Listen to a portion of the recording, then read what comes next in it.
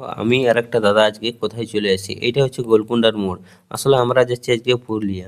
তো পুরুলিয়া যেতে না যেতেই প্রথমে একটা ব্ল্যাক কালারের থার দেখতে পাই, একবারে মাফিয়া লুক লাগছিল, কারণ পুরুলিয়াতে খুব কমই দেখতে পাওয়া যায়। তারপর আমি চলে যাই পুরুলিয়া কোর্ট, কারণ কোর্টে আমরা যে কাজের জন্য আসি সেই কাজটা করতে প্রায় 3 থেকে 4 ঘন্টা সময় লাগবে। তার জন্য এই পেপারগুলো দিয়ে আমরা চলে গেলাম দোকানের সামান কিনতে। আজকে বেশি কিছু সামান ছিল না, ওই জন্য জলদি হয়ে গেল। আর এই দেখো সামানের বিল বানাচ্ছি।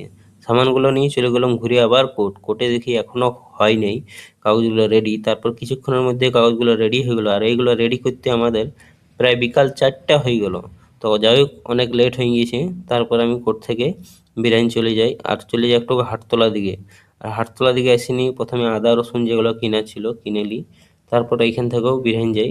বেরার পর কিছুক্ষণ যাওয়ার পর একটা দোকান পাই, দোকানে যেয়ে নাস্তা করি, কারণ সিঙ্গাড়া আর চাটনি ছিল, তো এই সময় এইগুলোই পাওয়া যায়। সিঙ্গাড়া চাটনি খাওয়ার পর আমরা চলে যাই ঘর আসিনি, যেহেতু দুপুরে কিছু খাওয়া হয়নি, সেই জন্য রাতে মাংস আর রুটি হয়েছে।